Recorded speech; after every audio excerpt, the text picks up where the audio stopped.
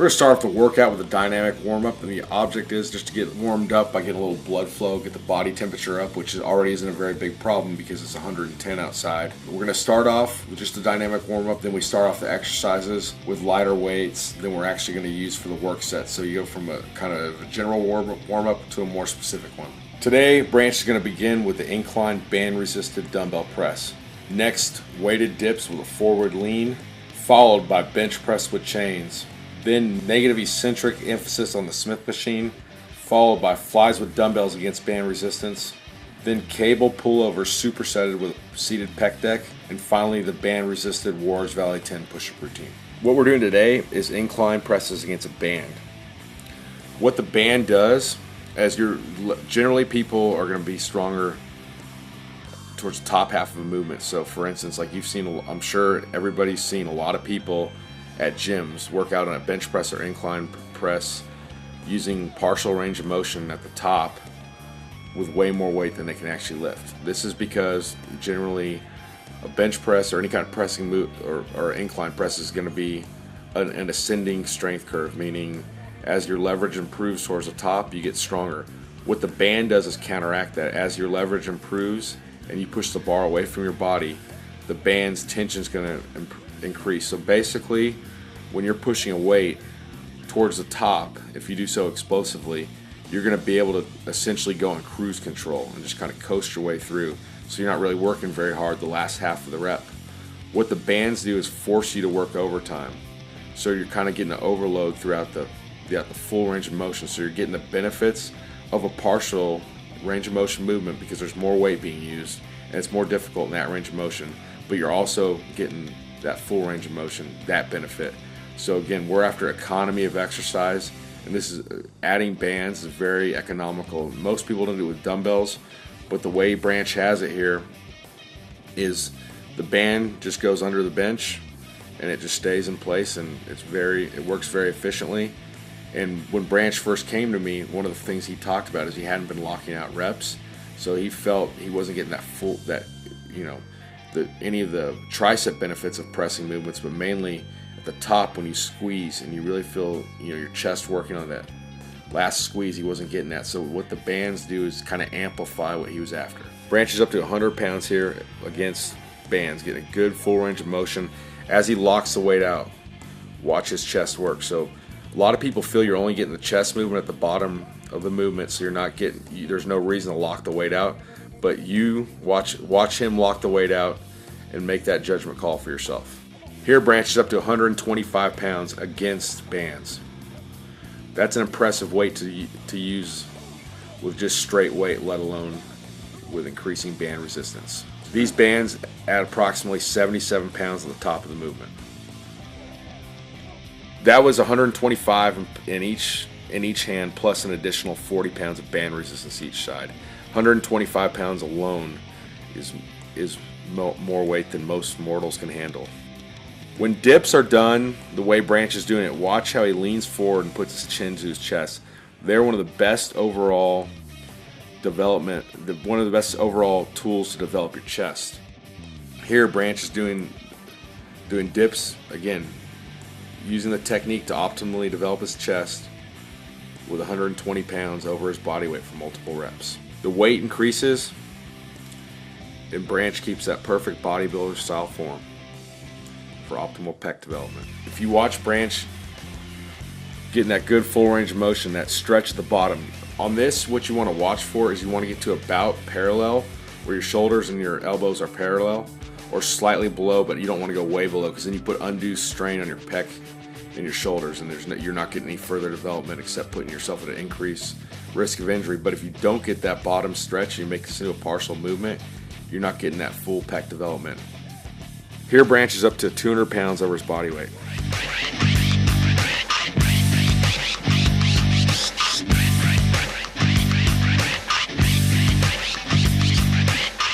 Again, keeping that good bodybuilder pec development technique. The same concept that we talked about earlier on the incline press with the bands applies to the chains. As you push the weight up and it gets closer to lockout, Each chain link comes off the floor and increases resistance, making it overload throughout the entire range of motion versus just a partial range of motion. And what you need to be careful of on this, if you don't use accommodated resistance, meaning bands or chains on deloads, if it's on a pressing movement, for the simple fact that you are overloading yourself throughout the entire movement, this can potentially put more stress on your central nervous system, your muscles, your joints. So this can't be done all the time. And the advantage to chains versus bands is bands require more control, because on the negative or eccentric portion of the rep, you're forced to really, slow the weight down because of the overspeed effect, meaning it wants to just crash towards the ground, because they work like think about a rubber band. Once you let go, after you snap it, it's going to want to come right back to the starting point. That's the way regular bands go. So if you're not ready for them, they're an advanced training tool. Chains, on the other hand, feel a lot more like straight weight. And here we're going bench press with chains, adding 100 pounds of chains on each side. And since we're after development of the muscle, not an increased bench press, we're not putting bench press first in the workout. So Bryant is already very fatigued at this point, but he's still going to push some good weight up.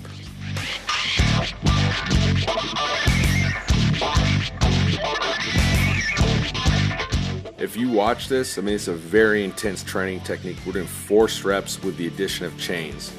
If you have any doubts on why you need a deload, watch this. This is an extremely two very intense training techniques into one. That's why a deload's needed. These are eccentric overload or negative overload bench presses done on the Smith machine. The reason these are done is people can handle up to 160% of their regular max on a negative in a lift.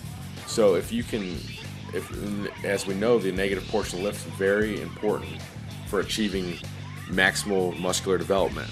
So the key here is, to optimize that, there's not really a whole lot of tools you can use. We have like weight releasers for powerlifting and things like that, but that's so hard to put on after each rep. You have to put each rep back. What we can do here is on a Smith machine, so we won't have to balance it at the top. As you can see, as he lowers the weight, we put an additional 50 pounds on, then we take it off at the bottom, and he pushes the weight back, the 50-pound lighter weight back up to the top. So we're getting that overload in the eccentric first off by drawing it out, doing a 5 count on the way down, and adding an additional 50 pounds more than he'll do on the positive portion when he pushes the weight back up.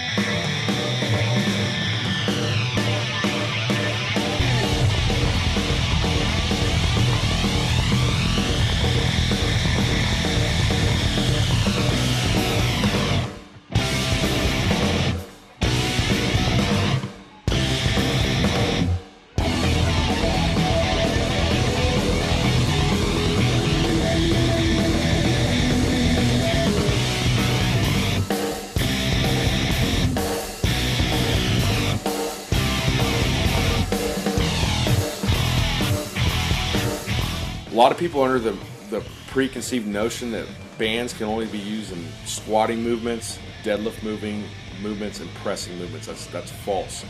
Here we're using them for flies.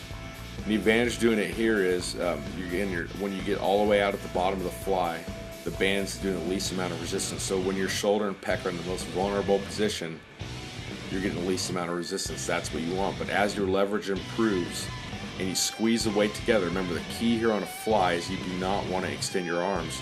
You want to squeeze the weight together like a giant bear hug, putting all the pressure directly on your pecs and not getting the triceps engaged. The idea here is as you squeeze the weight together, the band resistance increases, and as the weight touches, you want to hold it together there for about a half second. And the idea is you're hitting your weakest spot with the least amount of resistance. Your strongest spot has the most amount of resistance. So you're getting a good stretch. And at the top, think about a normal dumbbell fly. Once you get out of the bottom position, that's very difficult about until halfway up. The last half of the movement is almost like you can coast the whole way through because you've already got past the most difficult portion of the movement. Here, As your leverage improves, your resistance increases, making this an extremely difficult overload. This is only to be done by the very advanced lifter because of the overspeed, overstretch effect at the bottom of the movement. If you're not able to control the weight, this is a recipe for disaster. So be very careful with implementing this lift, and you have a very solid base if you're going to give it a try. As we like to say, anything totally safe is totally useless. Even as the difficulty of this exercise increases, you watch Bryant, he never extends his arms, keeping the constant tensions on the pecs. One of these single joint movements like flies, you like to call it muscle intention. You want to actively recruit the muscle you're using. When you're going for a maximum bench press, you're just trying to get the weight from point A to point B explosively using good technique. When you're doing a fly or one of those type of movements, you need to actively recruit the pecs and purposely feel them while you're doing the movement. Because if you say, for instance, your front delts are much stronger than your pecs, you're gonna have a tendency to want to use them to get the weight together to do the fly. That's totally defeating the purpose. Or even if your triceps are much stronger than your pecs, you may try to press the weight up, and again, totally defeat the purpose. So with these single joint movements like fly, you want to really focus on muscle intention. Actively recruit the muscles and feel them as you perform the movement.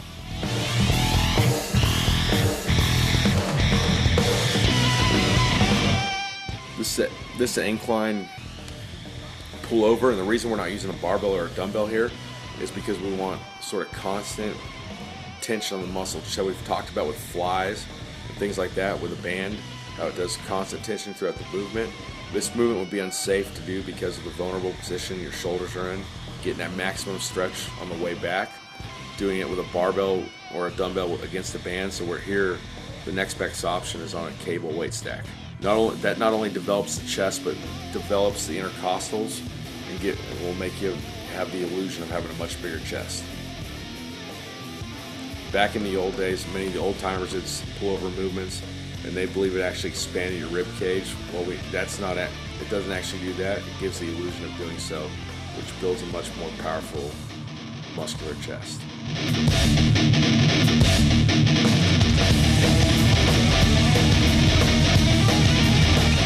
Branch is performing cable flies here, and again, if you see me getting onto him here, he started off by not holding the movement at the top of the movement.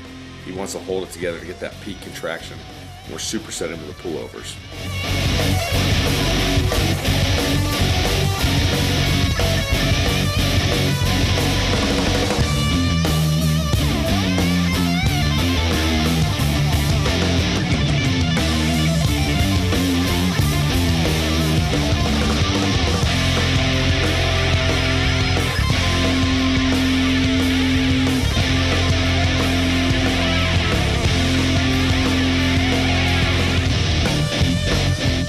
The idea in the pullover is that first rep you watch, you didn't get back far enough, but each rep is getting back a little further, and that's the idea. Is you don't want to use a ton of weight. You want to get a good stretch and do these for high repetitions. There's going to be no value for doing this 3, 4, 5 reps with short range of motion. You want to get a good full range of motion, good stretch, performing for high repetitions to develop the chest and the intercostals. You even get some lat development out of this movement.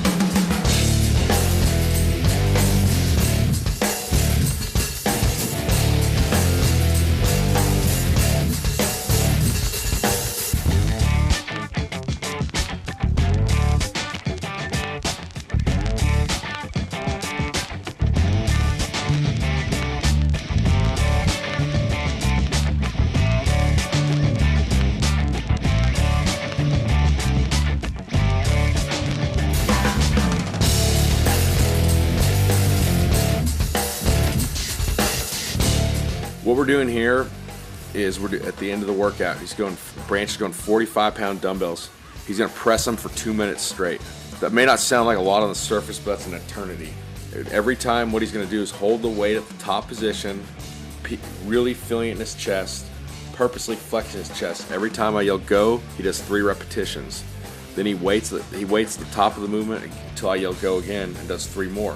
When you do this exercise, you want to do it generally from 1 to 2 minutes, and you want it, so we're on the upper end today. And you also want to make sure you're at the end, if you say you go to failure where you can no longer hold the weight at the top, you want to continue to go at the bottom. So even if you're resting that weight on your chest, you want to put in whoever's yelling go, if they yell go and you can't press it more than a ½ inch, keep going a ½ inch. You want to keep constant tension on the muscles. This is not like, say, a fly where you're trying to concentrate on, perfect form. Obviously you want perfect form, but if it gets difficulty, the point is to go beyond failure. Don't stop, because the weight's going to be really light. Here's Branch. You saw him earlier in this workout do 125-pound dumbbell incline presses against resistance band, nearly do 200 pounds over his body with bar dips. So that's not a lot of weight for him. And at the end, you can see even when it gets difficult, he's moving that weight a ½ inch. And what that does is we want to work every component of the muscle cell. You have fast twitch fibers, you have slow twitch fibers, you have intermediate fibers. Obviously, your fast twitch fibers have the most potential for growth. No one denies that. But you can get growth in the slower twitch muscle fibers.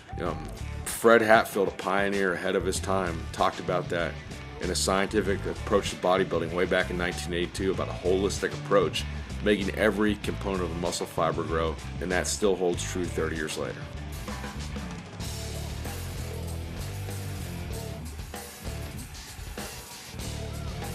This is what we talked about a couple workouts ago. Was at the end of the workout, we did what we call the Waras Valley push-up routine, meaning we're going from top to bottom. So this is a Waras Valley 10. So you start off at 10 repetitions. This is evolved out of the Mexican prison system, and what it does is you start off with 10 repetitions. You walk across your cell, then you do 1 repetition on the other side. Fortunately, we're not in a cell. We're outdoors in 110-degree heat. And he's going from 10 to 1, 9 to 2, 8 to 3, 7 to 4, 6 to 5. And what it does is you cover every number between the top number and 1. So before I've done this with 20 to 1, but the difference is today we're doing the push-ups against a resistance band. And at this point, we're trying to really fatigue the muscle fiber and really make this difficult, so we're not trying to, I'm not as worried about getting full range of motion, perfect form. This is kind of a finisher, all out fatigue before he goes home.